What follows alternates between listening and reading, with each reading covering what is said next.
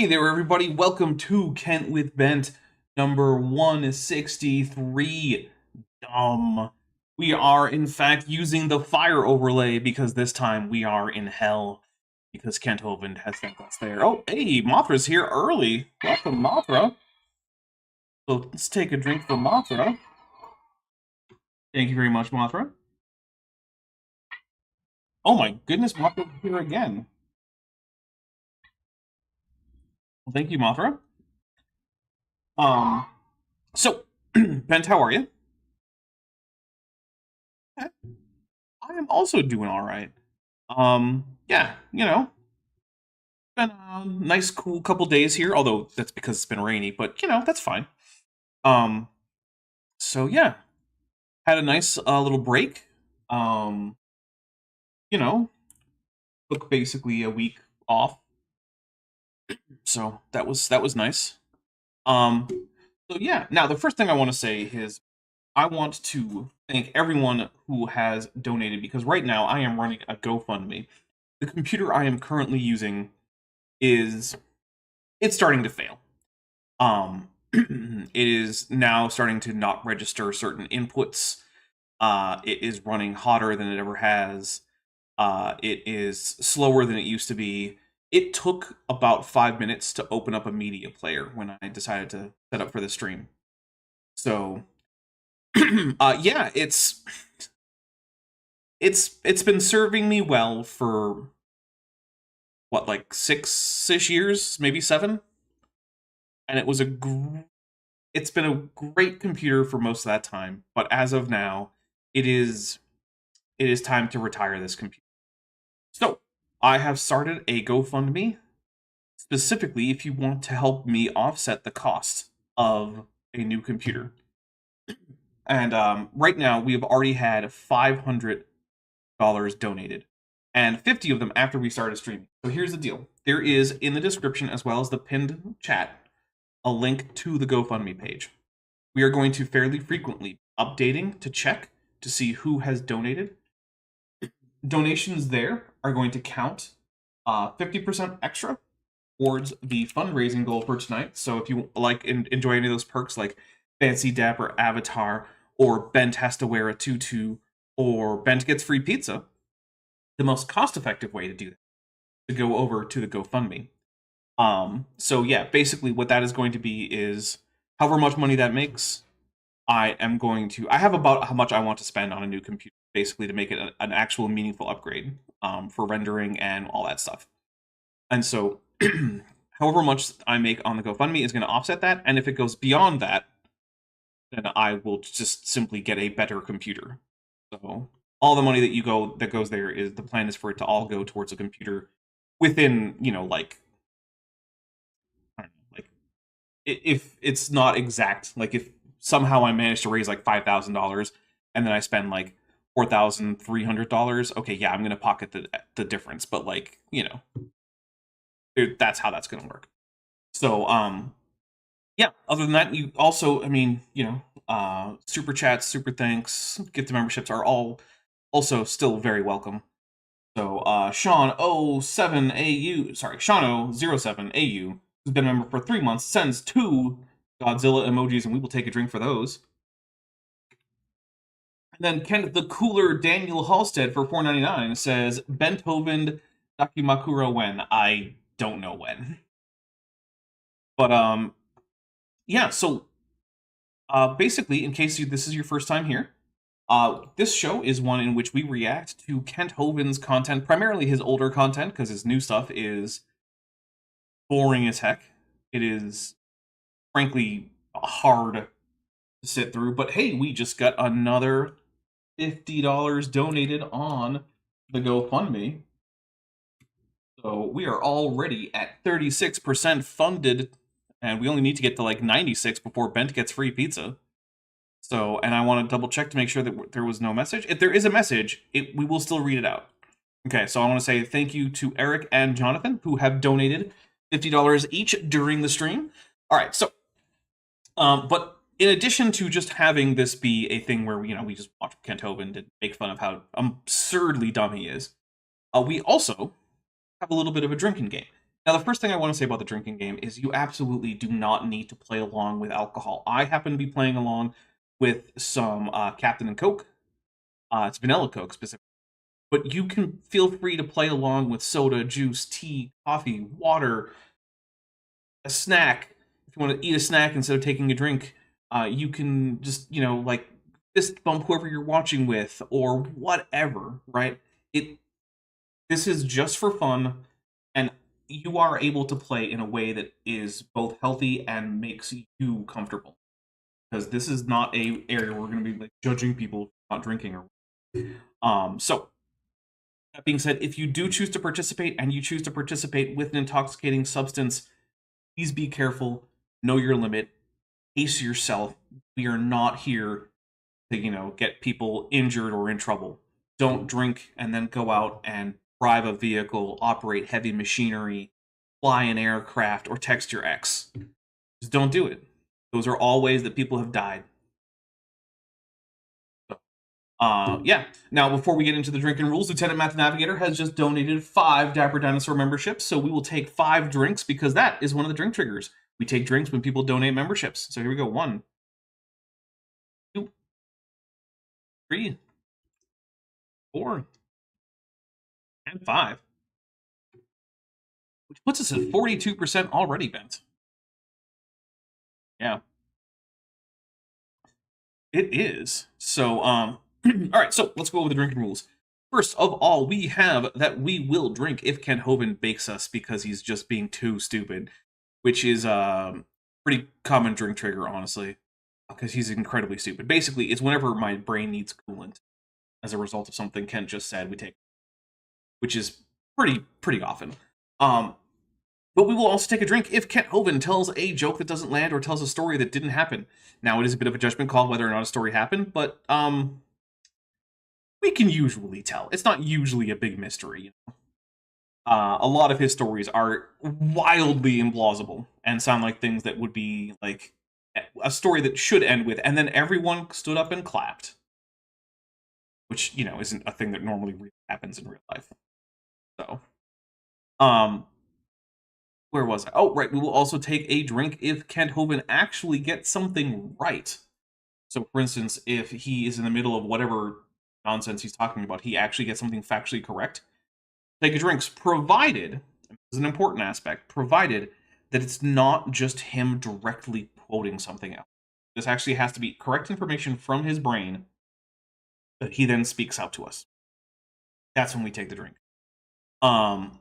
Let's see. We will also take a drink if Kent Hovind mentions that political party whose inheritors are currently in power in the former United States, were popular back in like the 30s and 40s in Germany.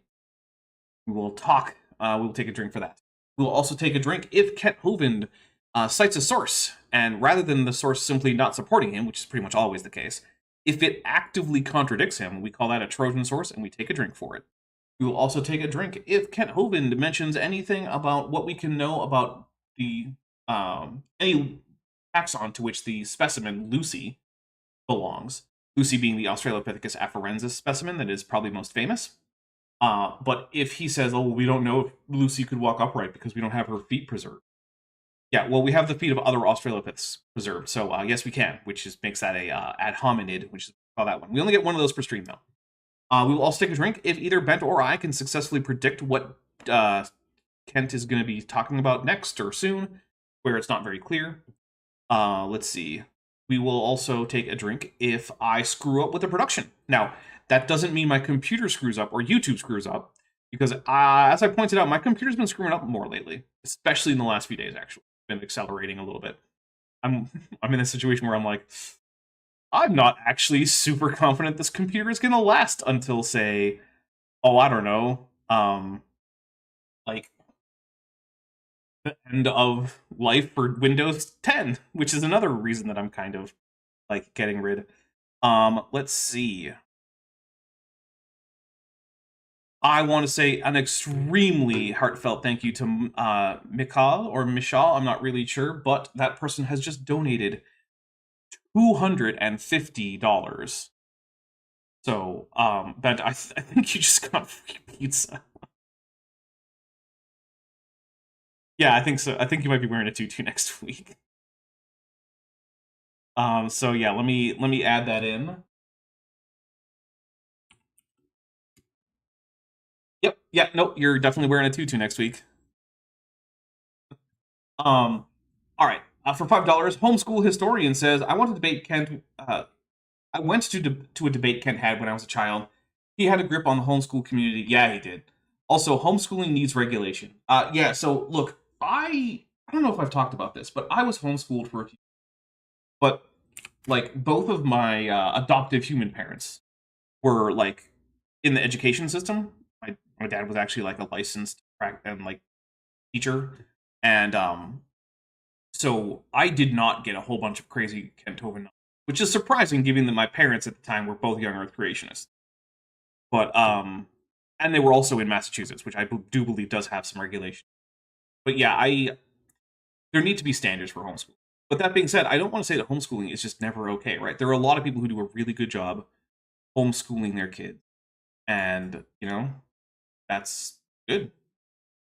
All right, so let's see. We will also be taking drinks if anyone super chats or membership milestone chats anything with either to the effect that ARG, that's Answers in Genesis, are bag dicks, or with the kaiju emojis that we have for the channel. That's Godzilla, Mothra, King Ghidorah. We'll take drinks for that. Let's see. What am I missing, Bent? Audible Godzilla sound. Yes, we already did that one, though. We already announced that one, though. I'm not missing it. That's it. All right. That's all of them. All right, well, there we go. Well, first of all, I want to say really a special thank you to everyone who has donated, especially Nicole, Jonathan, and Eric, who have donated during the stream, helping us get to this. I mean, heck, if we get high enough, Bent, you're off the hook for the tutu, and I'm on the hook for the tutu. That's a good point. Yeah, we're more than halfway to me getting a tutu. So that would be pretty cool. Yeah. All right. Without any further ado, because we've been having a lot of ado, let's listen to Kent Hovind. He was most recently telling us about hydrodynamic sorting, which is a real thing, but it doesn't help with explaining the ordering of fossils, which is usually what creationists rely on it. So, yeah, apparently you were muted for some of that. Sorry about that, Bent.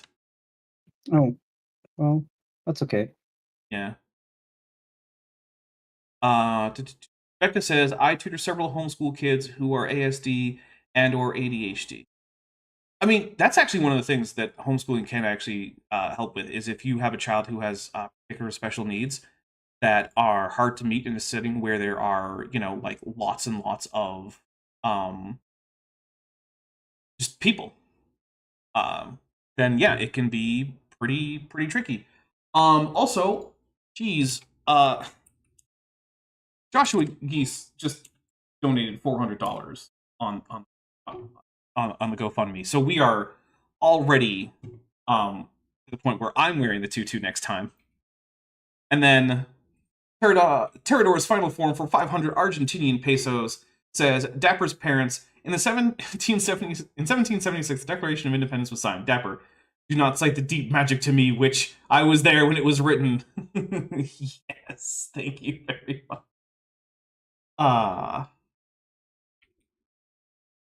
Yeah, I actually I've used that exact line with Bishanti when she sends me old memes. It's that, like, that's one of my go-tos. Do not cite the old memes to me, which all right. Here we go. Let's listen to Kent. All right. Moving water will automatically separate particles based upon their density, based upon a lot of different factors. He is technically right about that, but we've backed up a little bit, and so we're not going to take a drink for that because we already. The textbooks often say clams are found at the bottom of the so-called geologic column because clams evolved first. Well, okay, that was incredibly dumb, so let's take a drink for that. No, the textbooks don't say that because they didn't. So we have. Is it Halcaria? I have to look it up because I don't. You might not know this, but I don't actually have the name of every single animal ever known remembered. Sure you don't. I have to look it up. I think it's like Halkieria. Oh, it would help if I actually put the K in when I'm trying to spell Halkieria. Yeah, it is Halkieria. So, Halkieria is a very, very cool mollusk. It is Halkieria. Halkieria. I'll put it in the chat if you want to be able to see it. So, I would suggest that you Google that. And the thing is, Halkieria is a very, very early mollusk. And interestingly, it kind of looks like a big, long worm, but with clamshells at either end, which is pretty cool. And also, that means that the shells are going left and right, and like they have symmetry left to right across the shell. And that's actually an important thing for it being an ancestral bivalve. And basically, Halkieria looks like what would happen if you took a clam and then just kind of stretched the two shells out to either side, keeping the flesh like just kind of growing between. And so we have a directly transitional, not quite a bivalve early in the fossil record before the earliest clams. We have transitional clams, is what I'm telling you here. So no, clams do not go to the bottom of the fossil record. In fact, when you look back far enough, you find the ancestors of clams, which I personally think is actually really, really cool. Like, if I had asked you before, hey, Bent, do you think we have actual, like, information about where the first clams came from? I would have guessed no, but I don't know. Yeah, I probably would have guessed no if I didn't already know about Halkieria, but we do. All right, Lieutenant Matt the Navigator for $20 says, I must not die. Death is the kind killer. Death is a little death that brings extinction. I will face my fear and permit it to pass over me, and when mass extinction has gone past, only Lystrosaurus will remain. Oh my, that's actually really, really good. Yeah, getting Lystrosaurus in with the Dune reference, that is a chef's kiss right there. That is excellent. I'm keeping track of like the donations on this thing, even though it's already filled all the way up with the thermometer thing. All that's gonna change from now on is just the number of the percentage. Rail got you going for $2 says water's washing Kent all the way into Earth.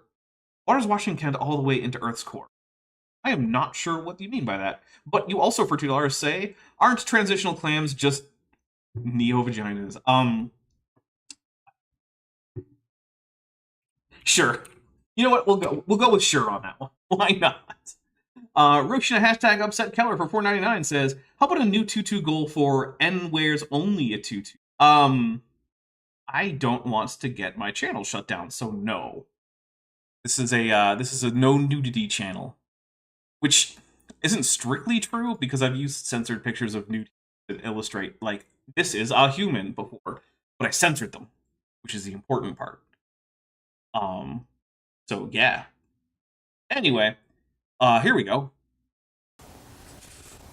And birds are found at the top, and they say, see, that's proof birds evolved last.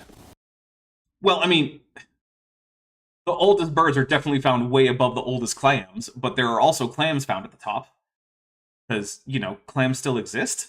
This is one of the things that creationists don't seem to get, is that the fossil record, when you see the little pictures, right, of the stratigraphic column, and you get the example animals, right, and clams are now down in, like, the Ordovician or something, and then you get birds, like, starting in, like, the Jurassic, then you get, like, woolly mammoths up top. It doesn't mean that everything at the lower levels stopped at those lower levels and didn't continue upward, because they do. You can find fossil clams from 1 million years ago. You can find fossil clams from 200 million years. Because clams didn't go extinct, so they didn't stop in the fossil record. And also, having a biomineralized shell means that, you know, they're among the things that fossilize the easiest, because they're sort of pre-mineralized. Like, they're pre-fossilized. So yeah. Kent the Cooler Daniel Halstead for $4.99 says, put your dinosaur feet on Patreon, you coward. My feet are on screen in virtually every one of my videos. What else do you want? There's actually one video that zooms in on my feet and my toes wiggle a little bit. Like, if you have a big thing for dinosaur feet, I am already satisfying that urge. Rail Gatubello for $2 says, doesn't this channel contain dinosaur nudity? Yeah, but dinosaur nudity is okay. They only care about human nudity. Which is weird. Because, like, whatever. But, like, it's a thing. It is a thing. All right. So let's continue on. Well, duh. There might be another explanation for this. No, not really. Not really, no. Because every explanation that has been proposed fails very quickly when examined. But you know what? We'll wait. See if, he has any points. Also, by the way, if you do put a message up with your donation on the GoFundMe, I will read it, and if it is a drink trigger, I will take a drink for it.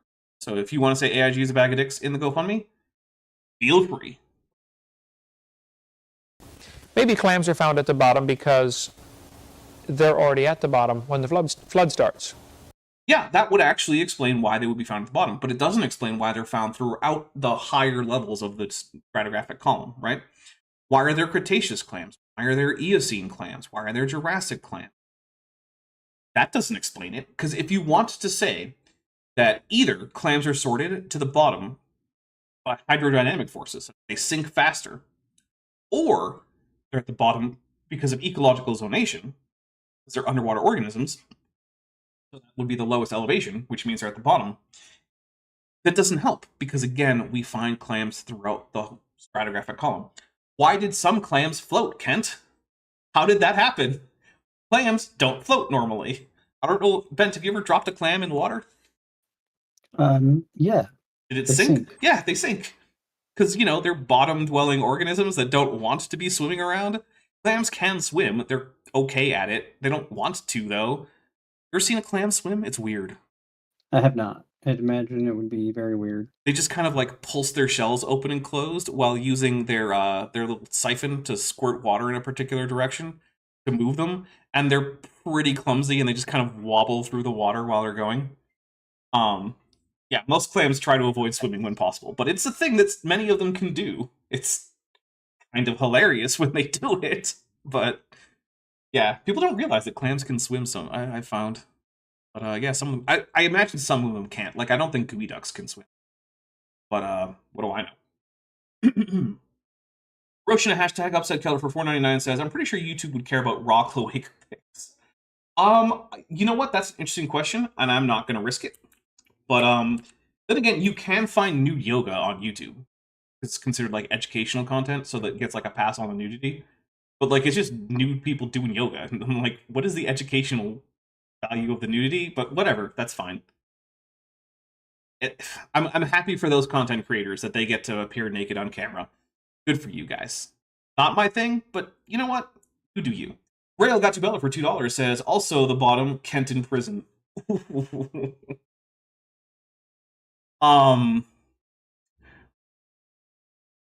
So I'll say this. I have good reason to think that at least some point fairly recently, Kent has taken a male lover, and I have reason to think that he was not the bottom in that relationship. Yeah, he was either switching or the top. I can't go into exactly what information I have on that, but yeah, I've been informed of things in private and in confidence that make me fairly assured that Kent was at least not consistently the bottom in a homosexual relationship not that long ago. So, which normally I wouldn't even mention, except that this is the guy who's like, well, maybe if we execute everyone with the gay gene, then we get rid of gay people. Yeah. See, you say that kind of thing, then I get to call you out if I have good reason to think that you've been having a gay affair. Because, that's not okay. Because, yeah, like, if, like, I don't know, if Bent were like, hey, Dapper, this is my new boyfriend. I'm like, okay, cool. That's it. I don't, like, there's nothing else to say. Because you know what Bent doesn't do all the time? Bent, when was the last What time? don't they do? When was the last time you called for the death of, like, basically all gay people? I think that was over 13.8 billion years ago. Yeah, never, basically. Which means never. Yeah, exactly. So yeah, there you go. If Bent came out as gay, I'd be like, okay, cool. You want to play Factorio? Wouldn't they be the first ones buried? Oh, wait, Josh McGee says, did I read your membership chat? I am looking for it. Sean O. DM Wing. I am not seeing a membership chat from you. Oh no, it was DM Wing who said that. Alright, maybe I did miss it. Oh, I did! I did miss it. DM sponsored by Joshua Geesewing, who's been a member for 33 months, says, you're wearing a tie with a Dapper and a Godzilla and a Mothra and a Ghidorah and a drink, and so we will drink. I'm sorry about that. Yeah, that's true. I am wearing a tie. I am not technically new. Let's see. Kent. The cooler Daniel Halstead for $4.99 says, Jesus was the ultimate bottom. Is there anything more bottom than getting crucified? I mean, yeah, actually being a bottom. More bottom than that. In fact, I am here to say I don't think that crucifixion normally plays into your sexual orientation, generally, or your role within any given orientation. All right. They're sorted based on their habitat. You know, maybe birds are found on top of the geologic column because birds are the last ones to drown in a flood. Okay, Kent, then why aren't the pterosaurs also found there? Also, it's to drown, not to drowned. But, you know, that's okay. But yeah, that's the thing, right? Birds aren't any, like, less light or less volant than pterosaurs. And yet, pterosaurs stop at the end of the Cretaceous, whereas birds continue on through all the way to now. So, what is it about pterosaurs that made them either sink faster or, like, just not be able to fly, I guess, unlike the birds? And you could say, oh, well, it was changes to the atmosphere. It's like, well, okay, then the birds were also adapted to that earlier atmosphere, so that doesn't cut it. What's the difference between them? What makes them different? Let's see. Right? Fly around till you run out of gas. Maybe they're sorted based upon their intelligence. As far as we can figure out, you know, clams aren't too bright. Okay, but, like, there's... I'm taking a drink. This is incredibly dumb. Hold on. There are dumb creatures all throughout the geologic column, though, right? Like, Stegosaurus is an incredibly dumb animal, most likely. It has a brain about the size of a walnut, controlling an animal about the size of an elephant. I don't know if you know this, but elephants have brains that are much bigger than a human brain, controlling an animal the size of an elephant. So Stegosaurus was almost certainly just incredibly stupid. It didn't need to be very smart in order to eat leaves, mate, and then swing its tail wildly whenever threatened, right? That's not a huge brain power lifestyle. So why is Stegosaurus consistently higher than the first clams? You could say, well, they could run faster. Yeah, I guess I get that, but then we also have things that were smarter, right? Like, we have... You guys get it. I'm not going to go through a bunch of different examples, just because you guys already know that in no meaningful way is the fossil record sorted by intelligence. There are dumb things at the top, and there are dumb things toward the bottom.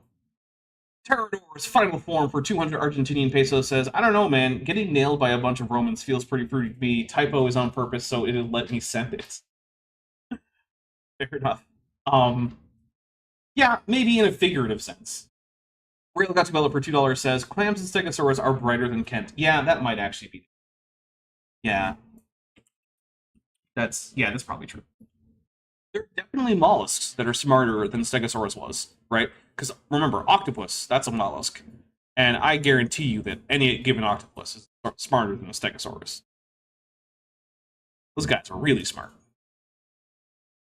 For animals. Maybe they're sorted based upon their mobility. Clams can't run very fast. Hey, Kent, we're back to the problem of pterosaurs versus birds. Right? And also, when we get to, like, the Permian, we're full of all sorts of highly mobile animals, right? We've got, like, up pillar erect Crurotarsalians going in, especially even going into the early Triassic. We have upright walking Therapsids. Why was Gorgonops so much slower than any turtle? Gorgonops, a fleet-footed, upright-walking predator that was stalking the deserts of central Pangaea. Why did it not manage to outrun the flood, whereas most turtles managed to last much longer than it? Because, by the way, Gorgonops went extinct before the first real turtles. So, you know, that doesn't work either. That's the thing. Like, none of these explanations actually work at all. Every single one of them is directly refutable by just looking at what's actually in the ground.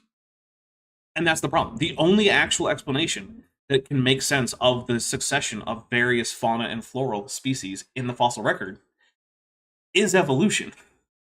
Because it follows a nested hierarchy, but it doesn't follow hydrodynamic sorting, it doesn't follow ecological zonation, it doesn't follow mobility, it doesn't follow intelligence, it doesn't do any of these things. Terrador's final form for another 200 Argentinian pesos says, remember, all ground sloths were faster / more agile / smarter / less dense than every single velociraptor. Yeah, there's another good one, right?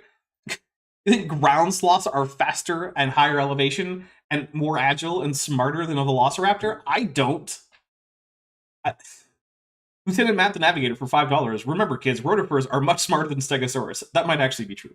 Yeah, that's another thing. Rotifers aren't found until like the Eocene or something crazy like that.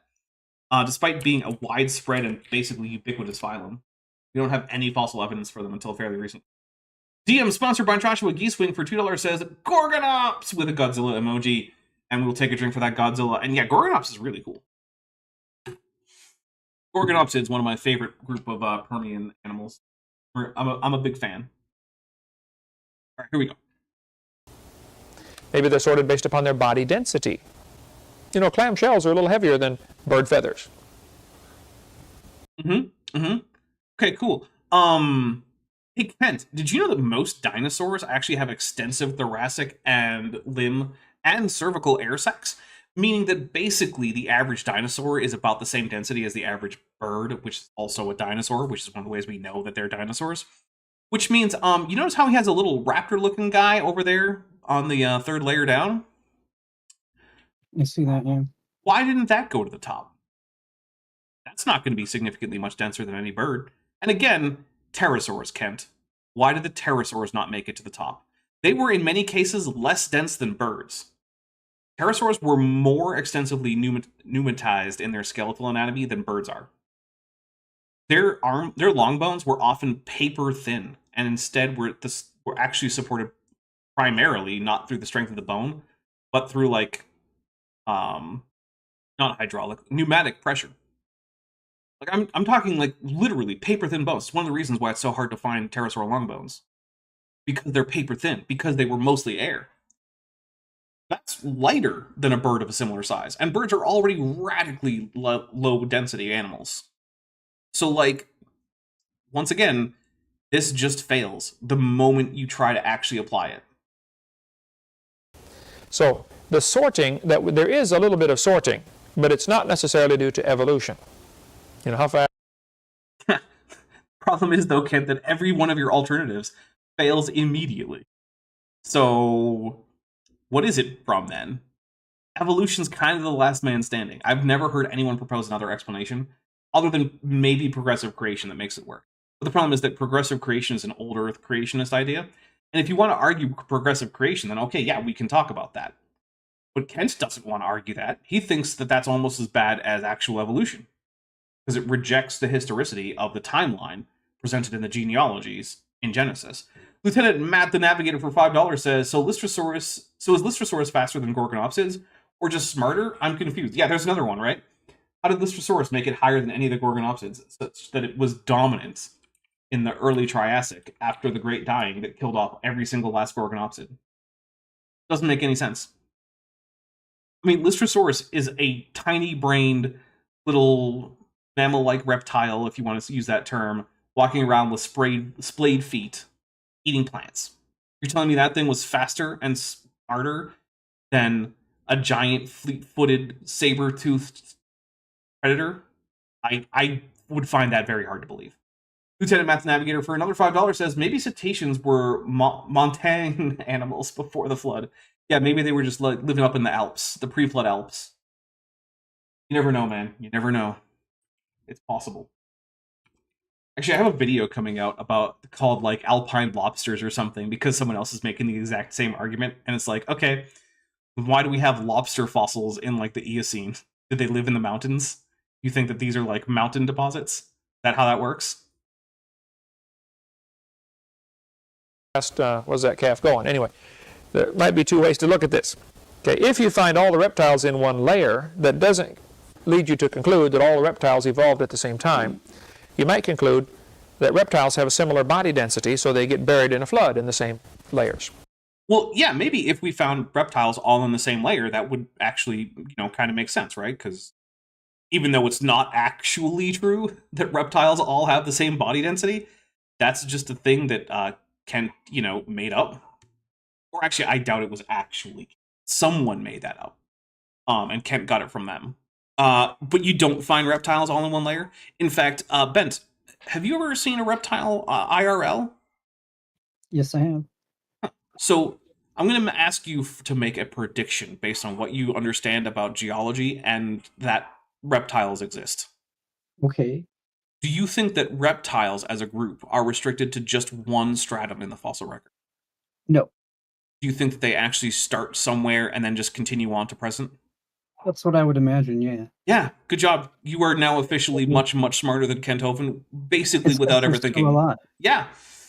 which means they keep dying. Mm-hmm. Every day there's more that die. Rip more that lizards. get buried. Only some of them are Get killed more by the dogs fossils. that live here. Yeah, that's karma for you. All right, here we go. With the liquefaction phenomena. Let's take a little break. When we come back, we're going to talk about liquefaction. This is a fascinating thing to discuss, and Walt Brown has a great section on this in his book. So in case you're wondering, liquefaction is when, as a result of various things, it can be water saturation, it can be vibrations, it can be air saturation, particulate matter takes on some of the properties of a liquid. And so quicksand is basically sand that has undergone liquefaction. So that can cause things to rise or sink within the particulate matter as if they were, as if the particulate matter were basically a liquid, which could explain some hydrodynamic sorting within particulate matter. But you want to guess what the problem is? It still doesn't. It still doesn't work because the fossils aren't sorted at all by density. But also, I want to say thank you so much to Dan, who just donated another $400 to the GoFundMe, which means we are currently at $1,600 within a few hours of me creating this, which is absolutely amazing. I mean, look at that number. It's at 431. In fact, what happens if I get rid of the 50% bonus? I bet it still stays at Dapper gets a new 2. Yeah, it goes to 295. It doesn't matter. It doesn't matter at all. I'm still going to keep it, though. Because, yes, in case anyone is wondering, I actually did set up entire new inputs for my my Blender file that keeps track of the donations. Because, of course, I'm me. I created a donations tracker entirely with geometry nodes in Blender. Because I'm just like that. You just use Blender all the time. I do. I use it so much. Actually, one of the things I did towards the end of my vacation was I got high and I sat down and I was like, all right, I'm going to make scientifically reasonable procedural clouds. And I actually ran them by Maddie and everything. And she was like, yeah, here, tweak these things. And like, okay, I tweaked them. And so, yeah, now I just have a procedural cloud generation thing that I can put into anything that generates procedural Earth-like planetary clouds. Which I'm very, very happy with, because don't look for it. But if you look too hard at a lot of the renders I've done of planets over the years for like Star Trek games and whatnot, they all have the same clouds. It's an 8K cloud texture from NASA, which is excellent, but it's also always exactly the same. So, I was like, what would be fun? Cloud simulation with procedural nodes in the shader. And gosh darn it, I did it. It's not technically a simulation, but it's close enough. Alex Marcus says, I think you mean elevated. I mean etherically displaced, actually, is what I really mean. I mean etherically displaced. Oh, why is this not updating? Because I got that super chat. Oh, alright, there it is. And let's see. Noromda for $2 says, also there's no layer of graded bedding. That's a great point, actually. So graded bedding, it's great. It means it's graded the particles are graded by size, right? So at the very bottom you have like coarse, maybe even like pebbles or things like that, right? Then as you go higher, you start getting coarse sand into medium sand into fine sand. Then you go up farther than that, and you can get into like silts and clays and what. Right? And so it goes from large sediments, basically, to small, going vertically. And that's what happens with things like liquefaction, right? In fact, that's one of the easiest ways to get a graded bedding is some kind of liquefaction event. You can just do this at home if you want to, right?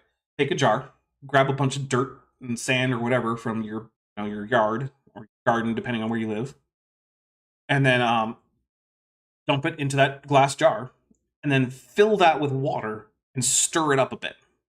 When you're done, what you'll get is the biggest rocks at the bottom, and you'll get fine grading all the way up, so you get the smallest particulates at the top. In fact, the smallest particulates might take days or weeks to settle, because the rate at which things settle in such an environment is dependent almost entirely on grain size. But that's not characteristic of most of the fossil-bearing strata of the Earth. So, in addition to the fact that just the fossils don't follow the ordering we would expect from a liquefaction event, the grains don't either. The rocks aren't from liquefaction, so, like, who cares? It's crazy. It's like, I don't know. I don't even have a good analogy for it. It just doesn't make any sense. In the Beginning, which is, I highly recommend that book. So we'll talk about that when we get back after the break. Okay. We have to go on break now. I'm actually really hoping that this isn't just... Continue now, talking about... I was like, is it just over now? It looks like there's like a half an hour left of video, but it just stays great. Hey, Ken Hoven's editor, who I'm sure is no longer Ken Hoven's current editor, but you might be out there. You might watch this. You can cut out blank sections of your video and just not have them. That's a thing you can do. What would happen? Oh, you know what? We should have taken at least a couple drinks for how stupid all of that, like liquefaction and sorting and all that was. So we're going to take 2 drinks. Okay. There we go. During the flood, liquefaction is an interesting process. If you go out to the beach, walk out into the surf where the water is about 2 or 3 feet deep, and just stand there. Don't move a muscle. You notice a very interesting phenomena will happen over about the next 10 minutes. As the wave comes in, the high part of the wave obviously is heavier than the low part of the wave. There's more water there. So the high part of the wave will exert more pressure, squeezing water down into the sand underneath. Then, as the low part comes by, the pressure is relieved, and the water begins to squirt up out of the sand. Water is not real compressible, neither is sand, but there's enough compression there between the difference of the weights of the water. Okay. It's not that the sand per se or the water per se is compressing.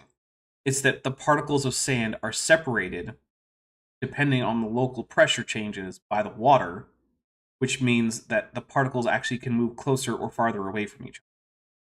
But like the particles of sand themselves are not in any significant way being compressed. So it's not so much that Kent is wrong as it is that he's giving this a bit of a sloppy explanation, and I'm just trying to correct that a little bit.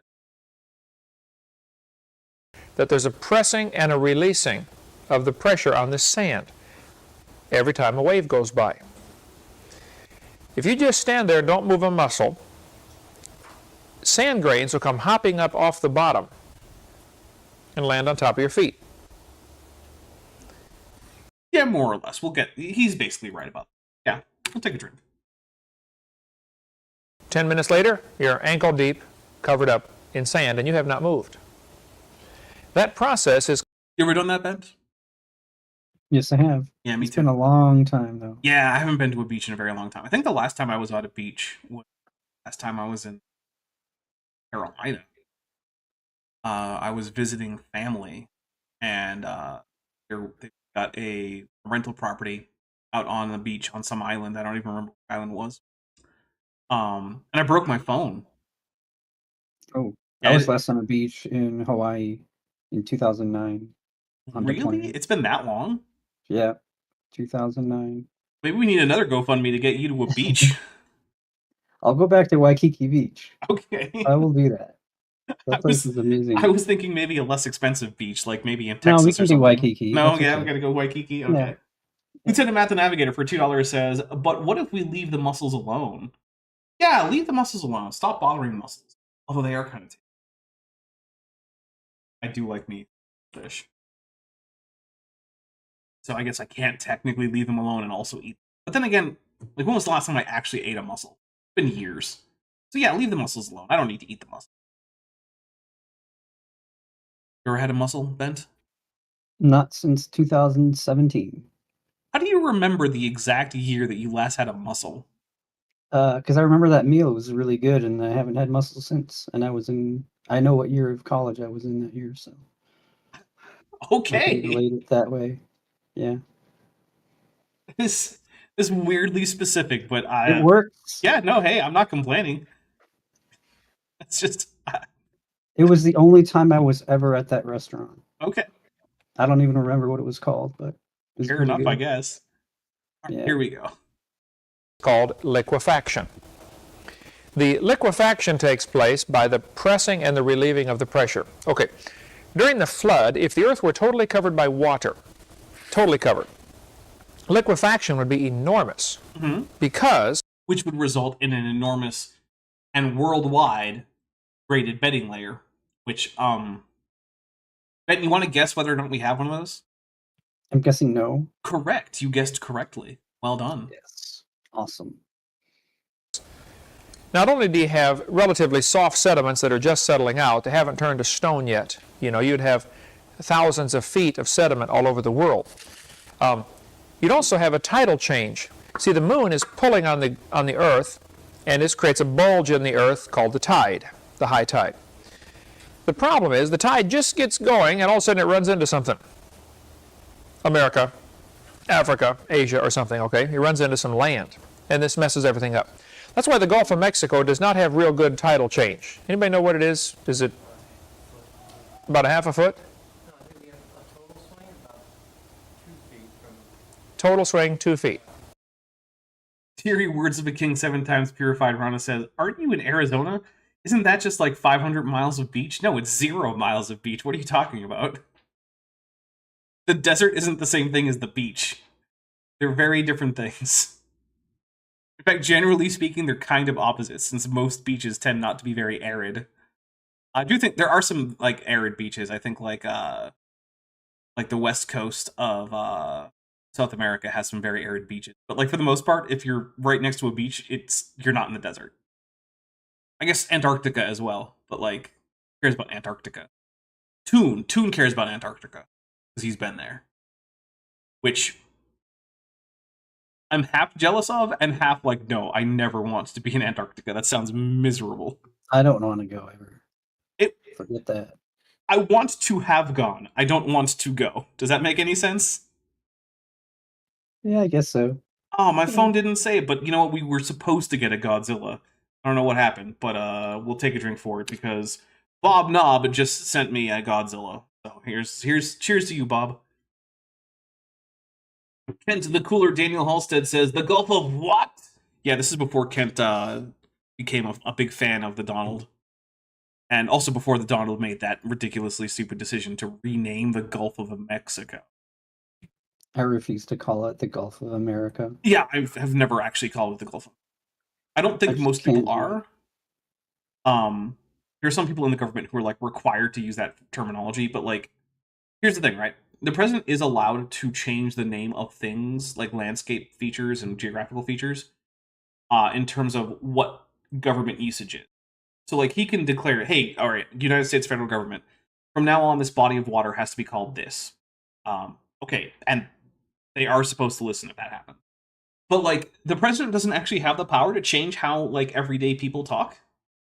Like if Donald Trump came out and he was like, all right, from now on, no contractions. People aren't going to suddenly start talking like data. Like that's just not going to happen.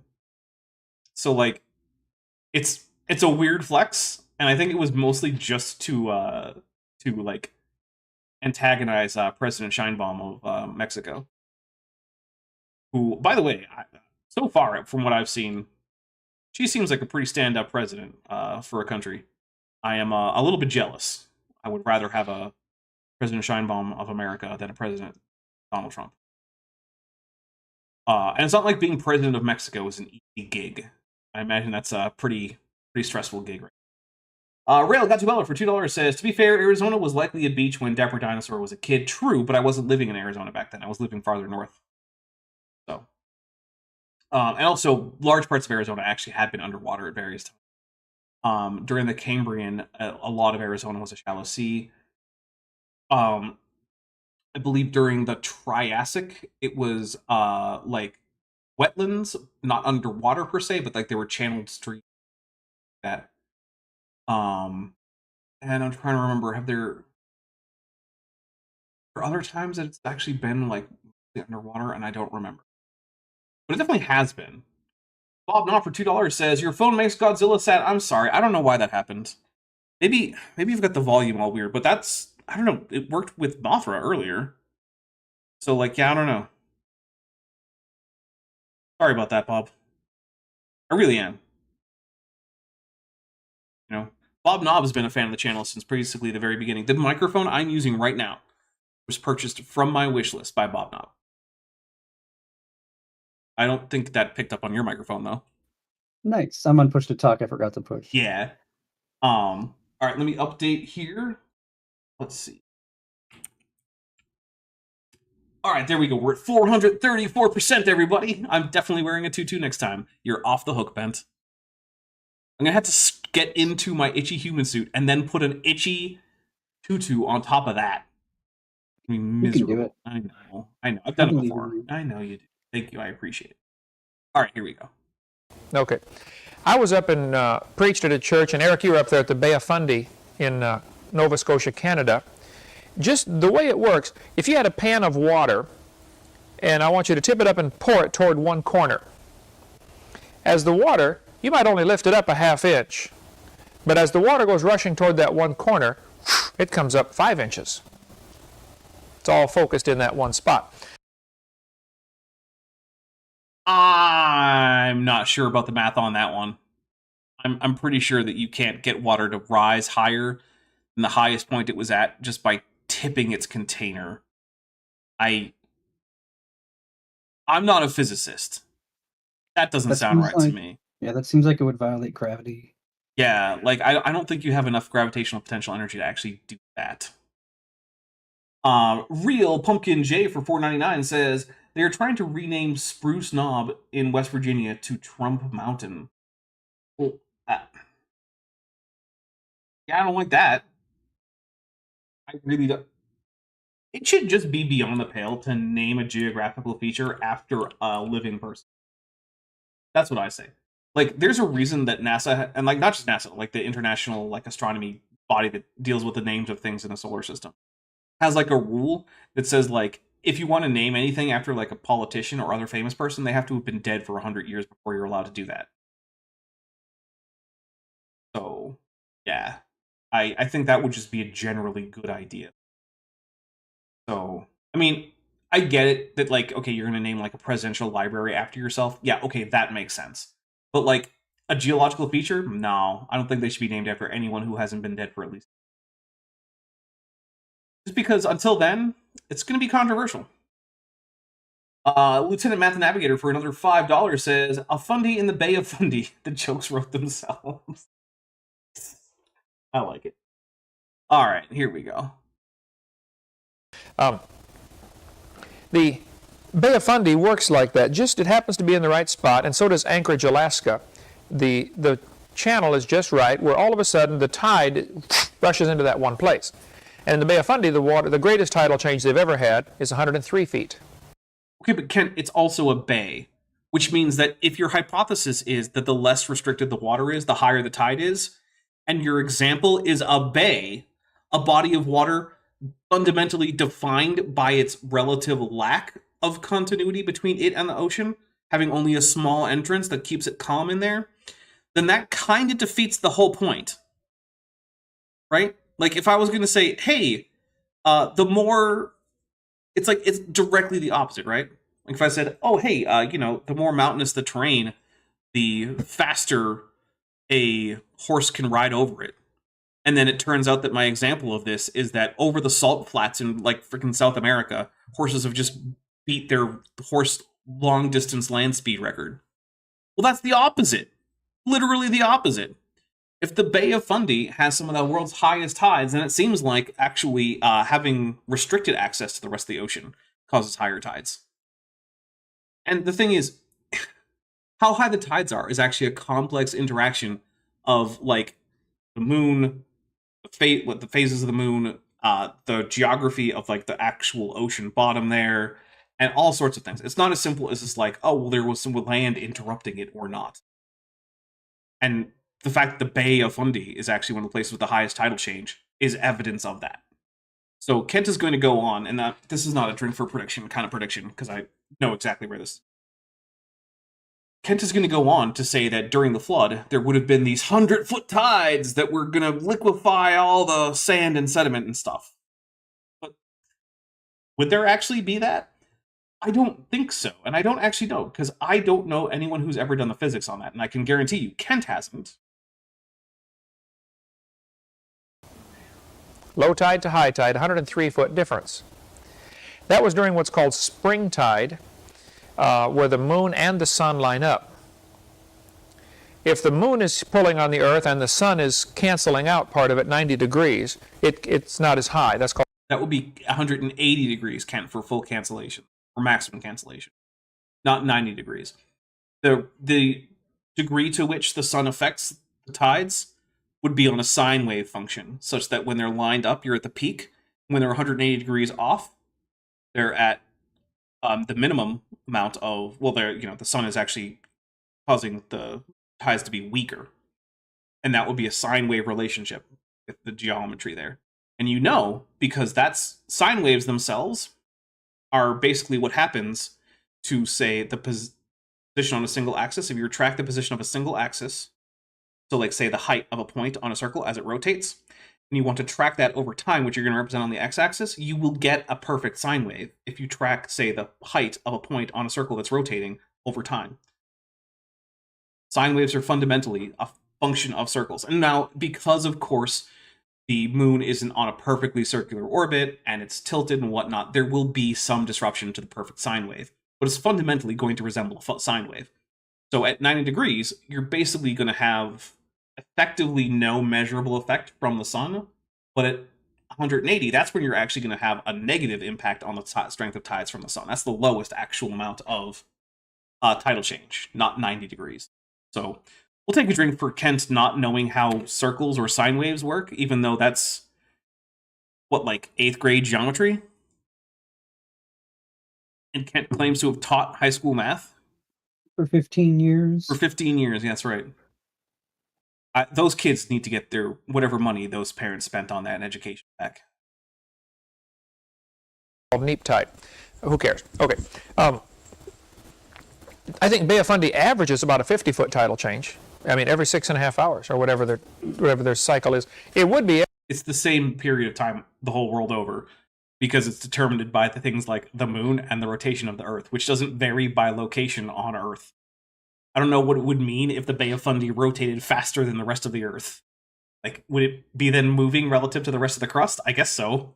That's definitely not what happens. But hey, we are right about at that break time. So we are going to take a quick break, refresh drinks, get more ice, all that good stuff. Maybe use the bathroom. And I would encourage anyone to either stick around and watch the trailer for the next Star Trek session, or go grab yourself something to eat or drink. So we will be right back. Next time on Star Trek Endurance. Captain's Log, Stardate 60017.8. The Kanzi is engaged in routine surveys of gravimetric anomalies in the Shackleton Expanse in a region where several Federation, Orion, and Klingon merchant vessels have gone missing in the last few years. The scientists at Narendra Station think that the gravimetric disturbances might be a navigation hazard. I wouldn't know, but if they're right, then I'm sure our sensor readings can help create better navigation algorithms that Starfleet can disseminate to local governments and ship captains. It's nice to have a break after all the stress of our last mission. The captain's relief will be short-lived.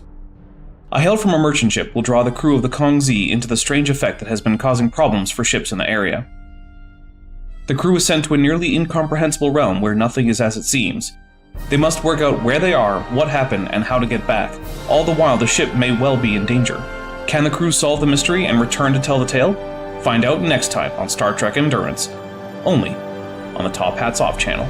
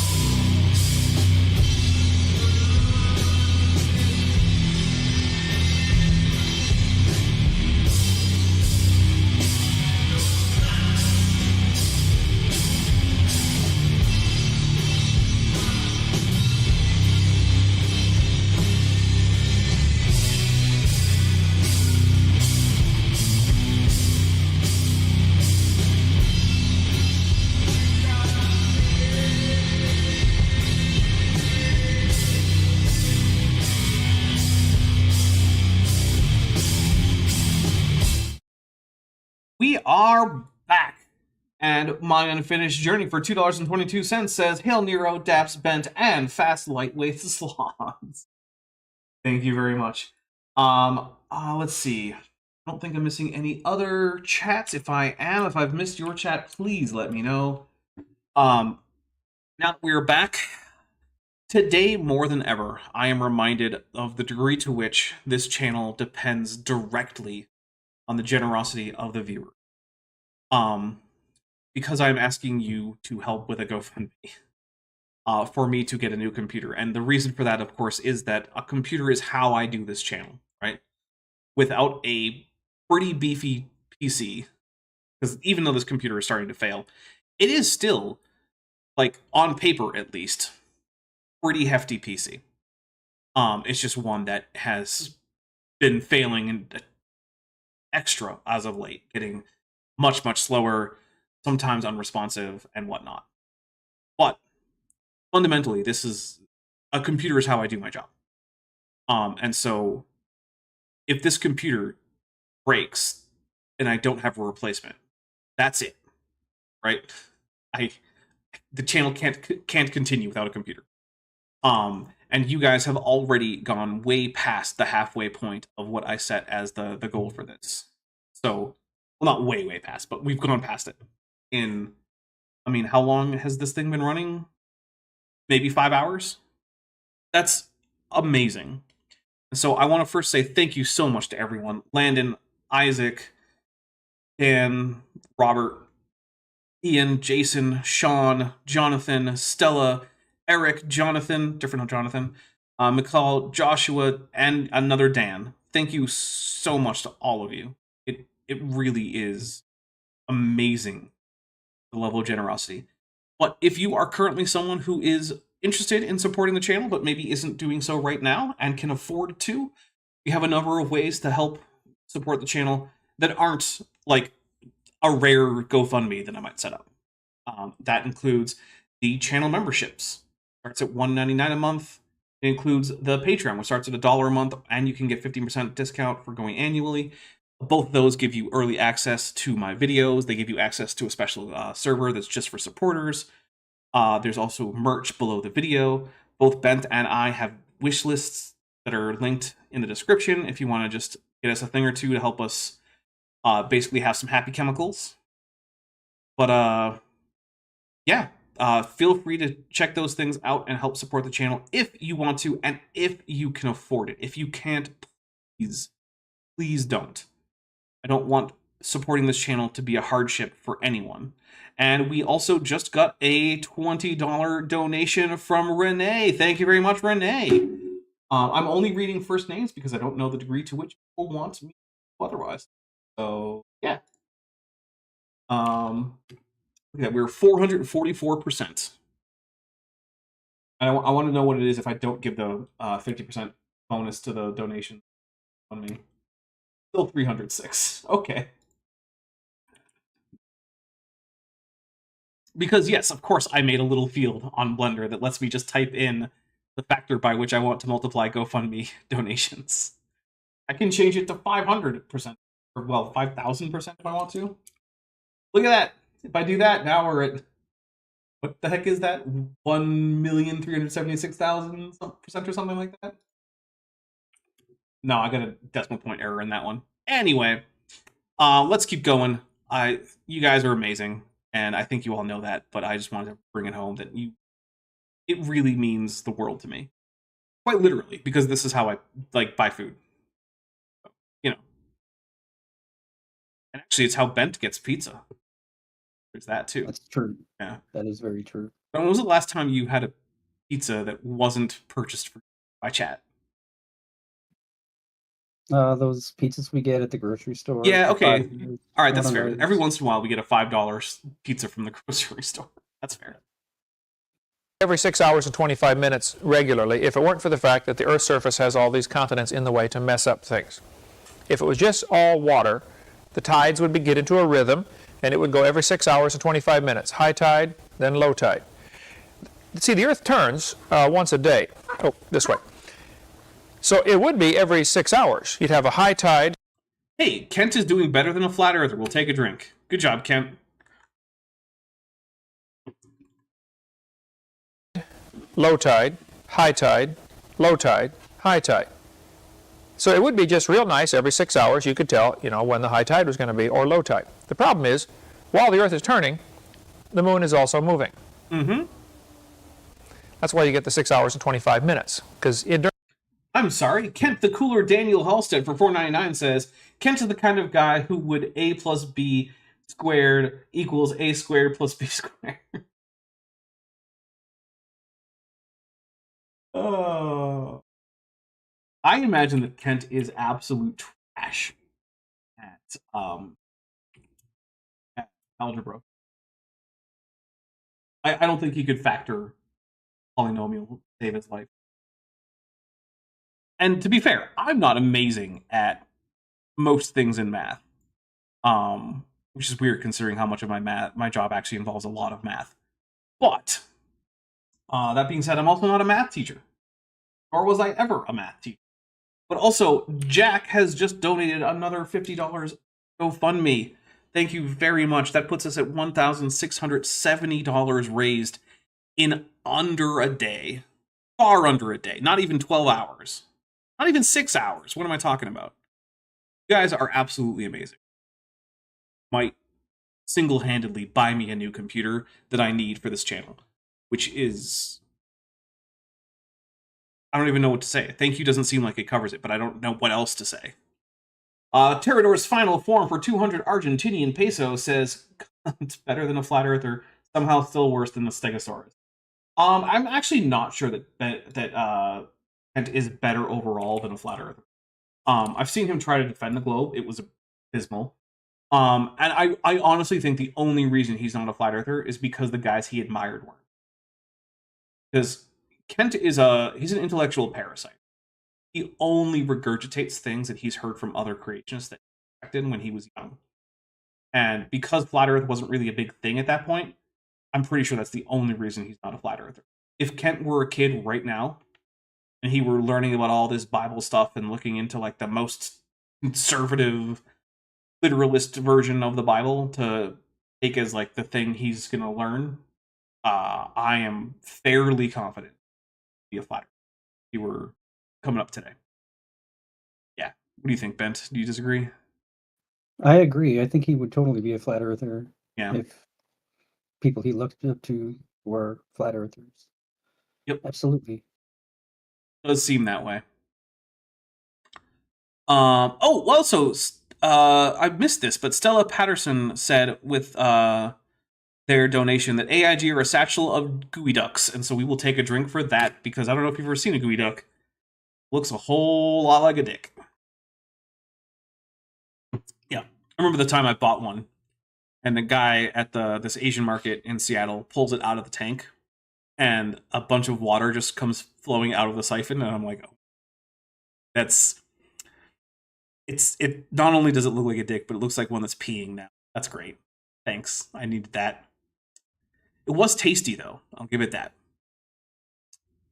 I mean, Very nice. it tasted like a clam, right? If you like clams, you'll probably like gooey duck. Except that when you get a gooey duck, you get like pounds of clam meat for one. Rosha hashtag upset Keller for 199 says Ken denies gravity for sake.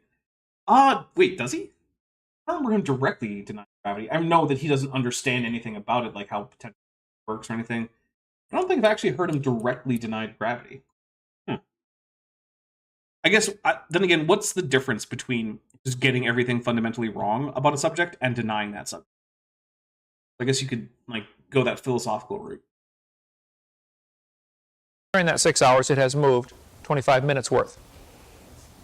Now, who cares? Okay, well, yeah, Ken, that's a good question. What's your point? If the Earth were liquid, covered, without any continents to stop the tides, they would quickly become harmonic. If you know in music how you can pluck one string and it makes other strings vibrate. That's called, the harmonics is... Called resonance, Ken. It's okay. Certain strings sound good together. You know? Kent's is going to teach us what a chord is. That would be awesome. Amazing. Kent in musical theory. I'll bet he's just as good at musical theory as he is at every other theory. Probably. Ben, maybe this might be getting into your area of expertise. You'll have to We'll see what he says. I mean, you certainly know more about chords than I do. I do know about chords. Major and minor. Nice. C, E, and F sound good together. C major chord. Other strings don't sound good together. They don't vibrate well together. Ben, would you say that is an accurate description of what is a chord? I don't think C, E, and F sound good together. Because the E and the F are too close to each other. All right, well, let's take a drink then for Kent being dumb about chords. Roshina, hashtag upset Keller for 499 says, he denies Starburst and black holes and says no one can give him a jar of gravity. That's true. Yeah, that... Does that count as gravity denial? I guess it's technically like an academic thing. It doesn't really matter because it's science denier overall, no matter what. But yeah, that's... I don't know. That's certainly gravity denial adjacent. Yeah, that's a good point. And then for $5, Lieutenant Math Navigator says, Kent does think the firmament was real. True, that's very flirty. That's not exactly compatible with gravity. You guys are making excellent points. Huh. Ben, what do you think? Can we class Kent as a gravity denier? It seems like it, yeah. Yeah. He's definitely at the very least gravity denial adjacent, even if he's not all the way there. And it's like really close. Yeah, I agree. Huh. Okay. You know, you guys are making really good points.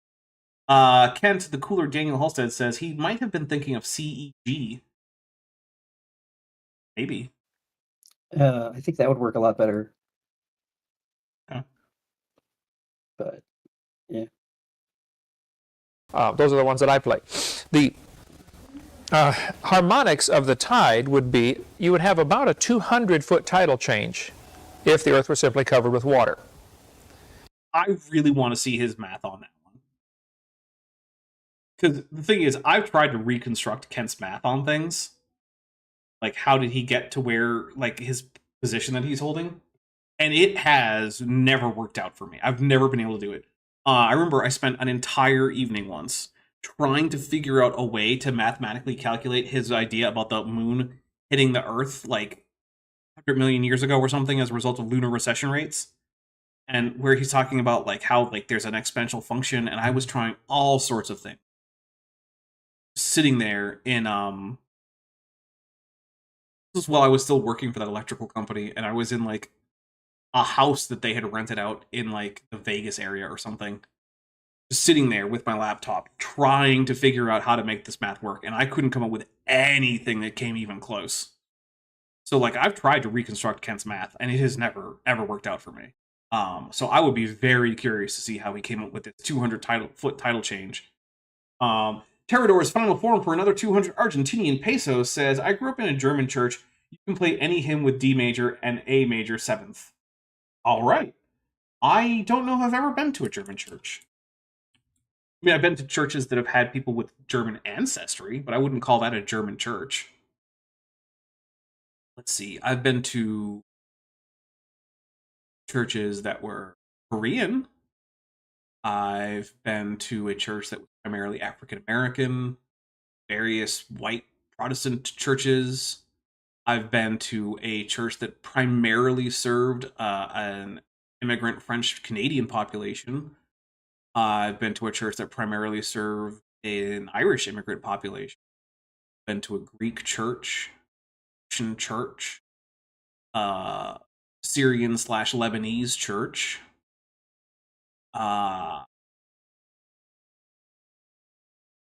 I've been to two different Singaporean churches. I don't know. I think that covers it. That's a lot. It is a lot. I have attended at least one service at a lot of different churches. I've also been to a Friday prayers, a Muslim Friday prayer service that was not held in an official mosque, but was rather held in a classroom on the North Campus of the university I attended. I've been to a Reform synagogue. I've also been to whatever the Jewish service was at boot camp. Pretty sure it wasn't divided out by like stream of Judaism. They were just like, this is where all the Jews can come. I was invited there by one of the Jewish guys in my division. After I helped him with being stuck on his prayer book, he got stuck on a word, and I was like, that's that letter. You should say it like this. Because, like, the thing is, everyone ends up going to a religious service in boot camp. Even the atheists tend to go, because it's something to do where you're not going to get yelled at for a couple hours, right? So he was going regularly, whereas he pretty much never did any kind of, like, Jewish ritual observances on his own outside of boot camp. But yeah, after I helped him with his prayer book, he was like, you gotta come meet the rabbi. Okay, let's go. All right, here we go. The reason we only get a 2-foot tidal change in the Gulf of Mexico and a 100-foot tidal change in Bay of Fundy is because of the shape of the Earth's surface. I mean, yeah, okay, that's true, but it's kind of like, why did the plane crash? Well, because of gravity. Sure, I guess technically that's true, but that's not really a good explanation, Kent. So if you smooth it all out, which you'd have during the flood, liquid-covered Earth, even then, though some places are deeper than others. The Bible says the water was, 15 cubits. We assume that to be about 22 feet above the tallest mountain. It's interesting. The ark was 30 cubits high. Okay. And that's half the draft of the ark. The draft is called how much, goes up. How the hell would Kent know what the draft of the ark is versus its entire height? How could he possibly have calculated that? It's just half. Just accept it. No, I'm not going to just accept it, because that's not how ships work. I know. I lived and worked on a ship for years. And you know what the draft of the ship did? It freaking changed. The water level was not always at the same point in the ship. I'm taking a drink for that. What is...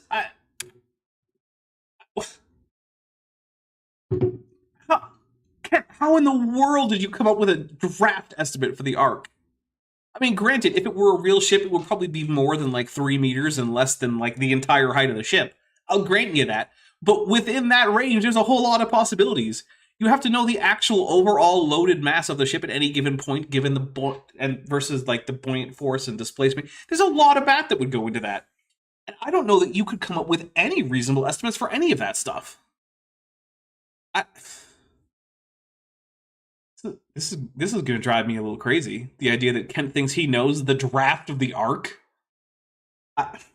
Roshan hashtag upset Keller for 199 says, there were no hills or ponds pre-flood. Yeah, the creationist version of the pre-flood world becomes so obscenely ridiculous when you actually think of like all the ridiculous things they've had to come up with. Like, well, there were no mountains before the flood, or at least they were really small, and it didn't rain before the flood either. The flood was the first time it ever rained because apparently evaporation just didn't occur before the flood. That's a thing that makes sense. And like, and all of it is to just try to scrape together a barely coherent account of how you could take this story literally. And the thing is, you can just do what most Christians do and just don't do that. Terrador's Final Form says, the Bible is very specific about the ark's dimensions. Yeah, but not about its density or overall mass. Do you know what the density of gopher wood is? Because I sure as heck don't. Do you know what the final dry mass of the ark would be? Because I sure don't. Like, there's a lot of factors that go into this beyond just the size and shape of the ark. Draft is not something you can just calculate given like the height, length, and width of a ship. You need a lot more than that to figure that out. It is a complex thing. Underwater of a boat. You take an aircraft carrier. You know, it might be... Okay, let's take an aircraft carrier. I have a little bit of experience with that. 150 feet up out of the water, and only... How much in the water? 1/3? Yeah. A third is not an unreasonable fraction of an aircraft carrier to be underwater. Lieutenant Matt the Navigator for $5 says, of course the draft of the ark would change depending on which of the pieces of floating debris you're measuring. Yeah, because the ark also wouldn't have been able to survive flood as described because by Earth creationists at least, because of, things like the heat problem. And then for $4.99, Roshna hashtag upset Keller says, either no one sweat pre-flood or everyone was always very sticky. Oh yeah, I didn't think about that, right? If it's never raining for some magical reason, but water is still evaporating, the entire Earth would have basically just had the same humidity as like low elevation Florida. Just constantly muggy. Everything has condensation on it if it's even a little bit chilly. Ugh, it sounds disgusting. That does not sound like a paradise. That sounds like a freaking nightmare. I don't know if anyone knows, but I'm not a huge fan of very humid environments. There's a reason I live in the desert. 1/3 of it's underwater. That's the draft. So it was safe where you could not drag bottom anywhere as long as you're in the ark. Couldn't hit a mountain. Oh, okay, so he just made up a number such that it would work with his cubit amounts for this. Okay, yeah, no, that makes sense. That checks out. I get that. That's I'm gonna take a drink.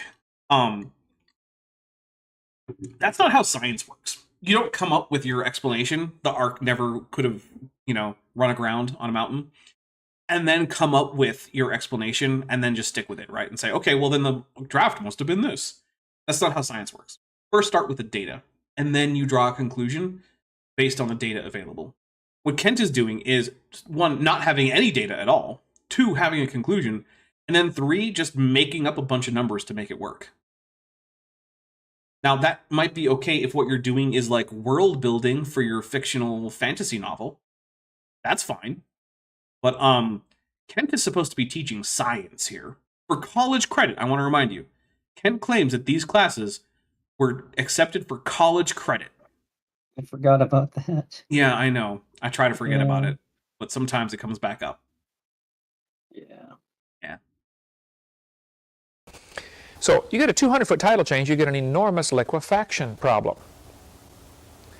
And remember, if this were true, we would find a very, very thick worldwide graded bedding deposit that would only really be interrupted by like relatively recent erosion. And once again, Bent, do we have such a thing? I don't think so. No. But I haven't checked. Well, you haven't. But do you know who has checked? The scientists. Yep, the geologists specifically. And you know what they didn't find? They didn't find what Kent thinks they should have found. Mm-hmm. This is going to squeeze and release the pressure and squeeze and release your pressure every 6.5 hours for, well, Noah was in the ark for 13 months. We can assume the earth was probably covered with water continuously for at least a few of those months. It may have taken 6 months to kill everybody. They probably... Robert S. says, what college and can I blackmail them? First of all, I have no idea if you can blackmail any college. I don't know what you're capable of. But second, he hasn't actually said which schools accepted this, just that some have. Which means I think there's a high chance that he's just lying. Because, it's not like Kent doesn't lie. But that being said, it would probably be small, probably unaccredited Christian colleges that probably don't even exist. Shanti says, quicksand, therefore God. Yeah, basically. That is basically this argument. Or maybe it's actually more God, therefore quicksand, I guess would be the causal relationship there. So yeah, it's... He found a way to escape or build a homemade raft real quick, but after a few months, you run out of food. Other factors begin to enter in, and you start to die off. So I suspect it probably took 6 months to kill everybody. All right, Lieutenant Matt the Navigator for $5 says, of course the depth below keel would start at 0. Wooden vessels just love getting dragged along the rock.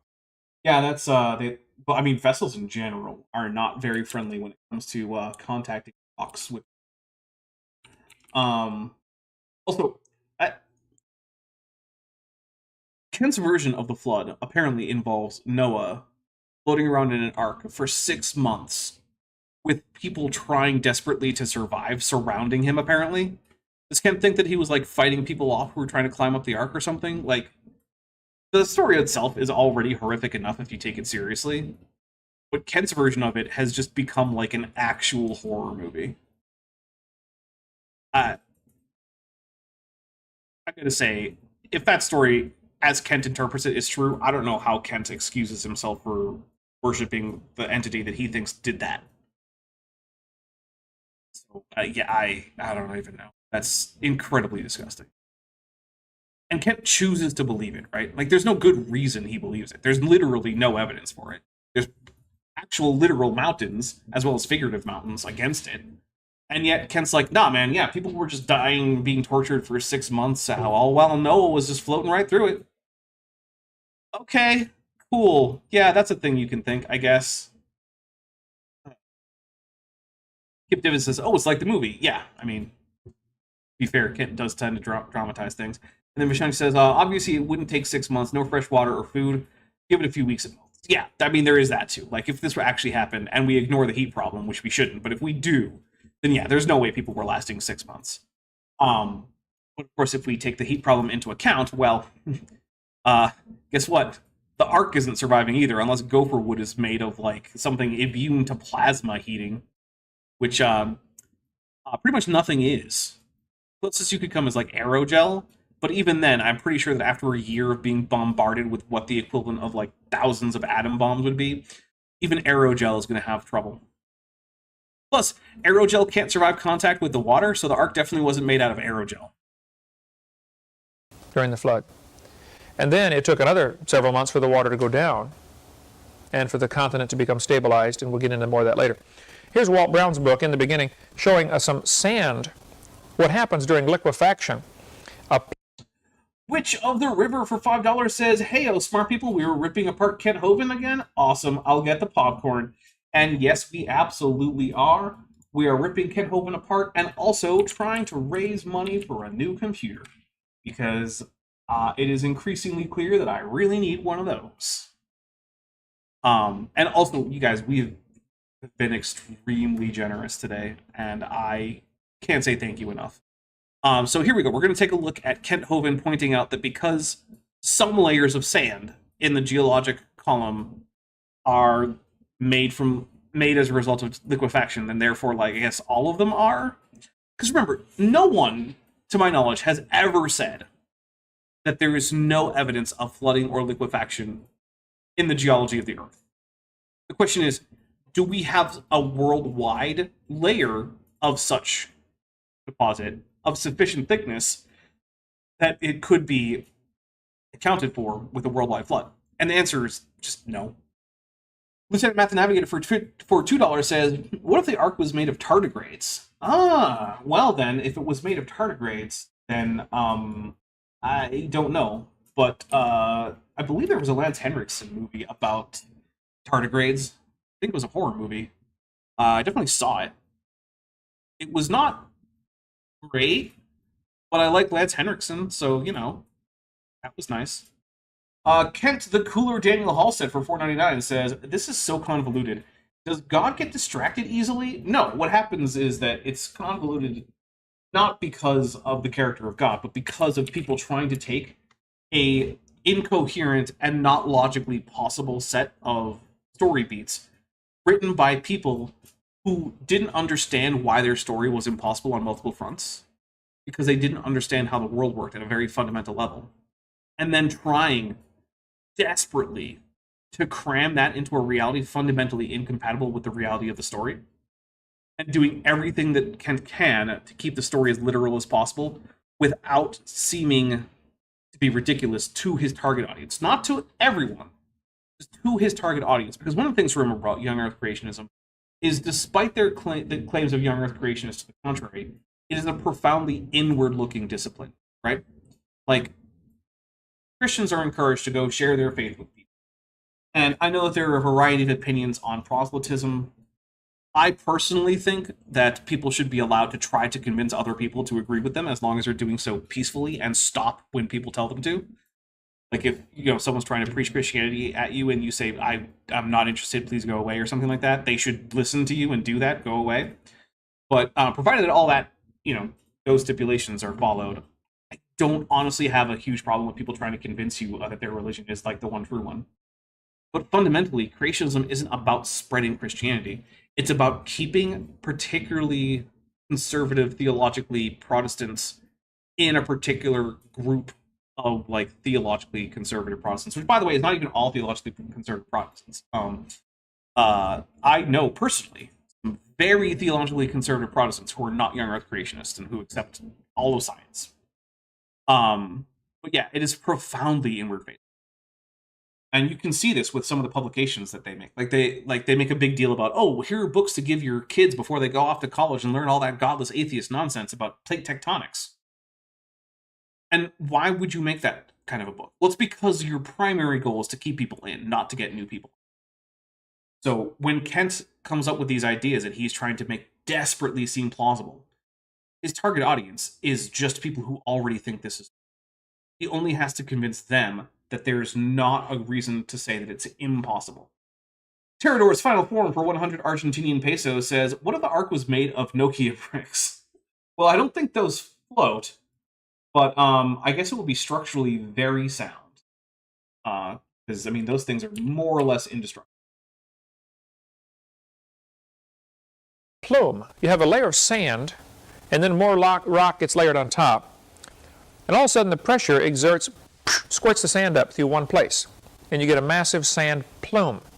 This is a real phenomenon. You can go find it in various places around the Earth, but it's not global in extent. So that this happens on its own is not evidence of a global flood. It would have to be global in distribution, right? But it's not. It's actually fairly uncommon in the sedimentary rocks of the Earth. Yeah, there are also occasionally young Earth creationist Catholics, Anonymous Pi points out. I have not done enough looking into that to really know what their motives are. But it's been a long time since I've encountered, like, concerted missionary actions by Catholics that were aimed in any way towards, like, an English-speaking population. So, like, I don't know. I guess I'm just out of the loop when it comes to, like, Catholic young Earth creationism and Catholic proselytism. Possibly in part because I've never been a Catholic. Sometimes as big as Pensacola. I really want a citation on that one. The rest of the rock's going to erode away, leaving behind this sand plume like Ayers Rock in Australia. I don't know enough about Ayers Rock or Uluru, as it is more properly known, to say whether or not it is a sand plume. That does not seem very plausible to me. Let's double check. Let's just look it up.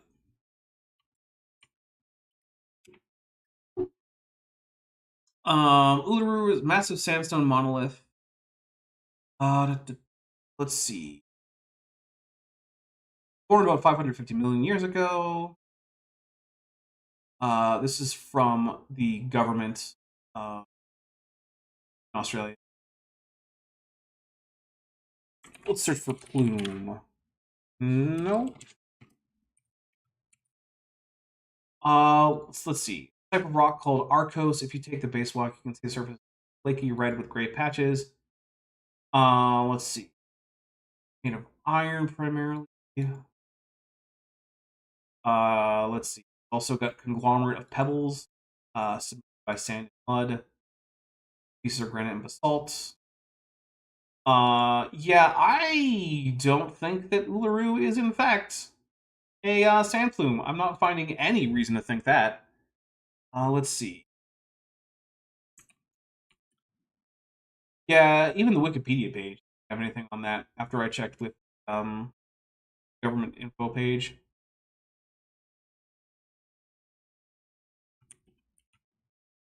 Let's see. Formation? Sandstone formation. Yeah, I'm not seeing any reason to think that this was. I'm taking a drink for this. I think Kent just made. Well, more likely, one of his creationist buddies made. I'm also not going to really complain about him calling it Ayers Rock because at the time that was a common name. It has since been renamed back to its original name by the Australian government, which good for them. I think Uluru is a really cool name. Also, they basically banned people from there unless they're from the local ethnic group that's native to there.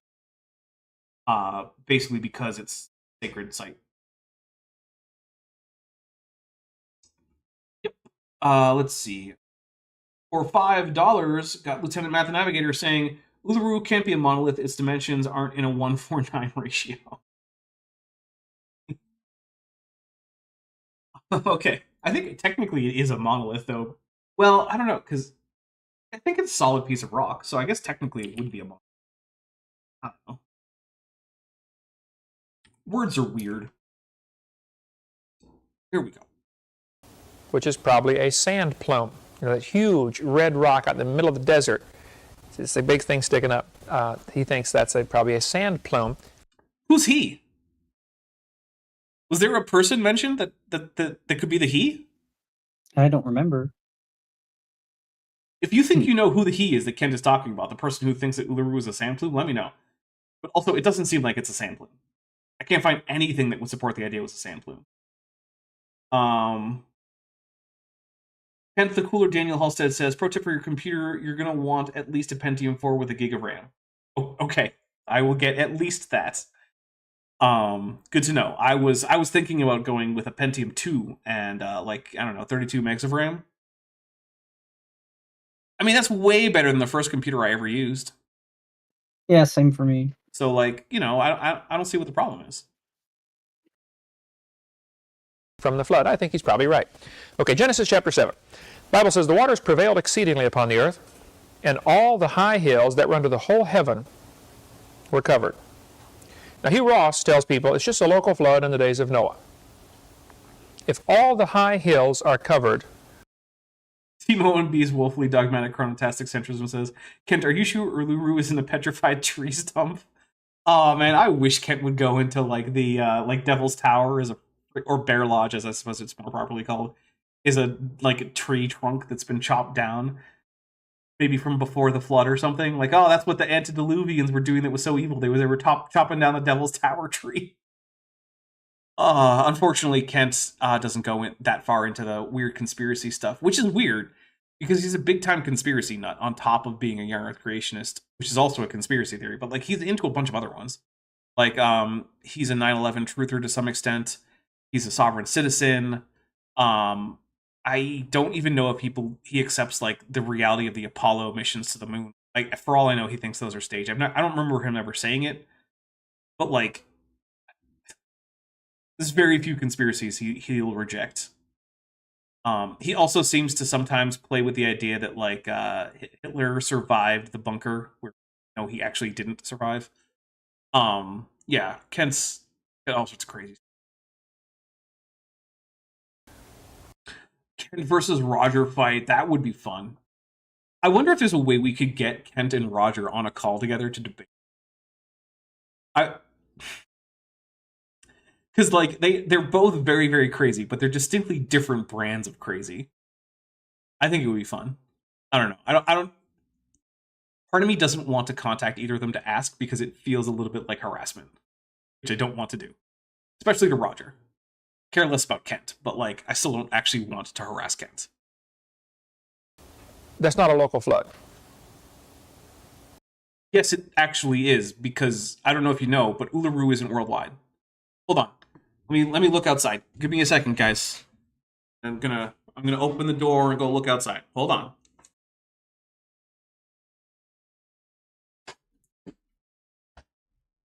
And now the dog's barking.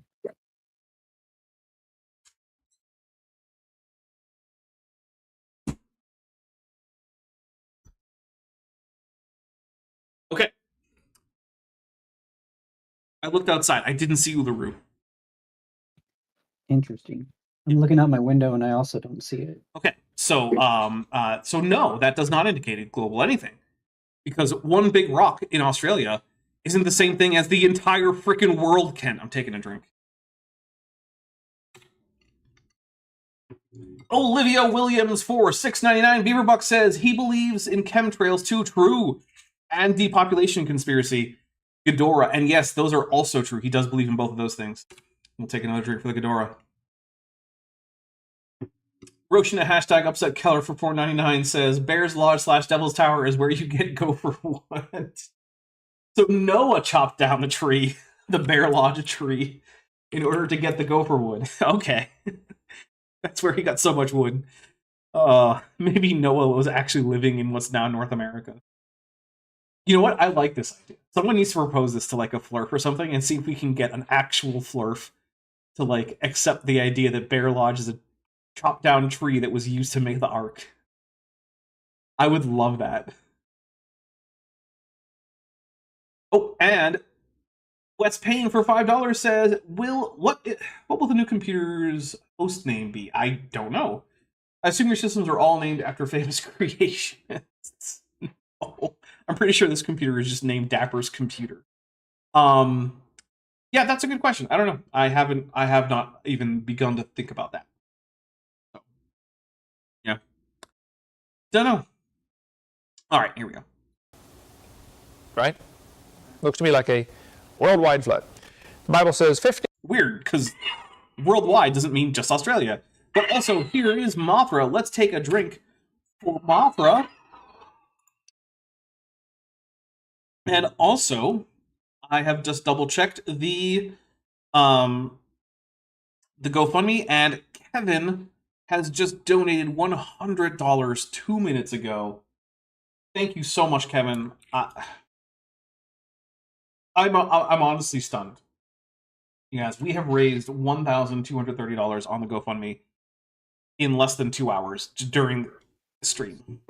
It's incredible. Yeah, that is an insane amount of money for you guys to generously do. And I'll try not to cry, basically, because that is I was expecting this amount of money to take many days to get to.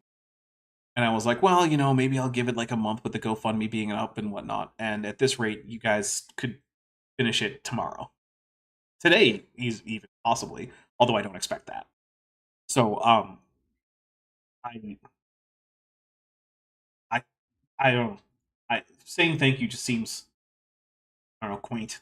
But you have no idea how much you guys, because quite frankly, a new computer is difference between this channel lasting like 3 or 4 months versus it lasting years into the future. So, I really, really. 15 cubits upward did the waters prevail, and the mountains were covered. This is not a local flood. This is a worldwide flood. Yes, Ken, I will agree with you.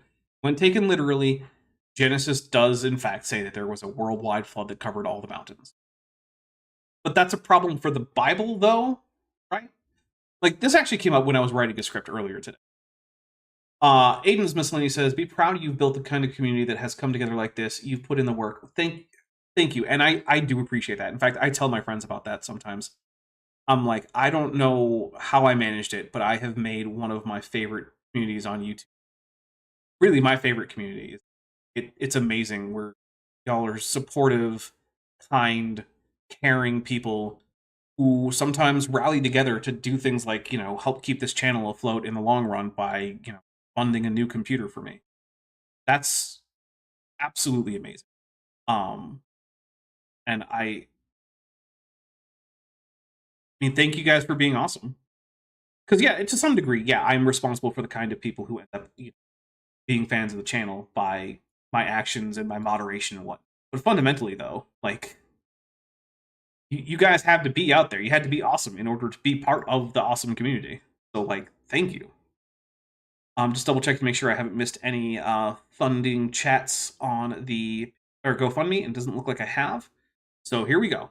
A little bit more content. We're coming up to a close. So yeah. So where did all that water go? Well, in Genesis chapter 8, verse 1, it says, God remembered Noah and every living thing and all the cattle that was with him in the ark, and God made a wind to pass over the earth, and the waters assuaged. Ooh, good word. Also, I want to say thank you to Evan, who just donated $50 more on the GoFundMe. Thank you so much. It says just now. So let me refresh the main GoFundMe page to see if there is a message. No. All right, here we go. Thank you so much.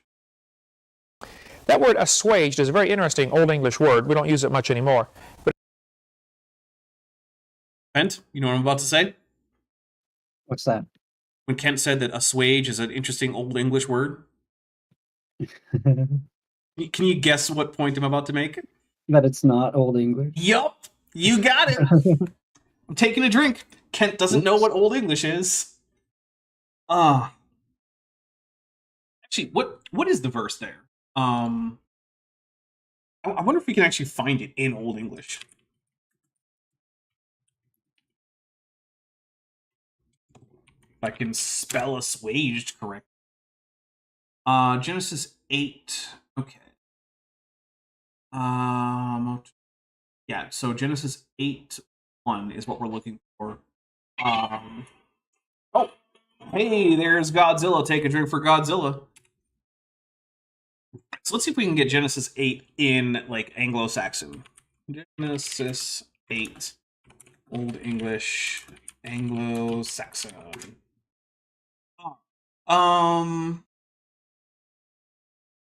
Let's see. Anglo-Saxon poetry. Genesis 8 and... also, Torador's final form for 500 Argentinian pesos says, our great pastor needs a new PC. Please fill the offertory with everything you have. No, don't do that. God will give back tenfold. No, don't do that. Only give what you can afford to give. Please. Atomic Squirrel, who's been a member for 23 months, says, I'm Evan. I forgot why GoFundMe knows my name. Well, I appreciate it, Atomic Squirrel. I don't know why they know your name either. I assume it's the account you signed in with. I don't know how all that works. I'm trying to find... let's see. That's another Godzilla. Take a drink for that. This is modern English. Why are you lying to me, internet? Why would they do that? Let's see. Old Saxon Genesis is a Saxon biblical poem recounting the story of Genesis. Century. Let's see. It doesn't seem like I can just get a copy of Genesis. Don't think it was directly translated. Like there was like a summary in poetic form. So, oh well. We can't find how the Anglo-Saxons would have translated that phrase. That's disappointing. Yeah, to be fair, as far as I know, there was never a complete biblical text written in or translated into Anglo-Saxon. There were various passages that were translated, a lot from the Gospels. In fact, one of the texts that we used heavily when I was taking Old English was the parable of the prodigal son in Old English. So, but yeah, not the whole Bible. All right, here we go. A little bit more. it means to sink down. The water did not run off. The water assuaged. This is different. In the New International Version, but the problem is that it doesn't really mean that, right? Like, I've checked this verse multiple times in Hebrew and in various English translations and whatnot. And it basically means that the water went down into the ocean. And I don't know what that would mean, except that it ran off. land, right? If it's going back down to the ocean, it's running off the land. I don't know why Kent is trying to make this point. I know that he's a KJV onlyist, and so he's like, oh, the KJV translation is the real right translation. You gotta understand what it says. But like fundamentally, the point he's making doesn't actually check out if you know anything to do with like the original language or the way other people have been translating, whatnot. And I missed a super chat. Let's see. Whose super chat did I miss? Oh, wait. Terrador's final form for 100 Argentinian peso says, to be fair, Daps, it's not an old English word, but it's an old English word. I mean, true. True. But when someone says old English, it means the version of the language spoken in like the 9th century. It doesn't just mean that it's an old word in English. And usually how you would say that phrase to differentiate it. You'd be like, well, this is a very old word in English. But anyway. NIV, they say, but God remembered Noah and all the wild animals. Now they added that, okay? There's no place the Bible says they were wild. Quite the opposite, actually. The Bible teaches they were not afraid of man till after the flood. Cool. I don't care. I don't think of wild as meaning afraid of humans. For instance, the quokka, famously, is not afraid of humans. It's a marsupial. And I would still call them wild animals. So, like, I don't know what the point is.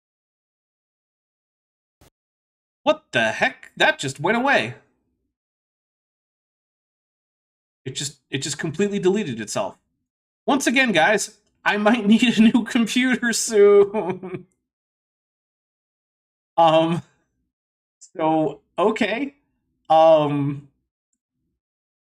you know, we're close enough that I'm just going to say that's fine. We're not going to worry about it. We're just going to do some wrap-up stuff and continue on. I'm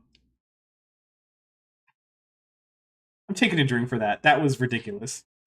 And, yeah, maybe y'all can see why I need a new computer. Because I hit play, and it just crashed.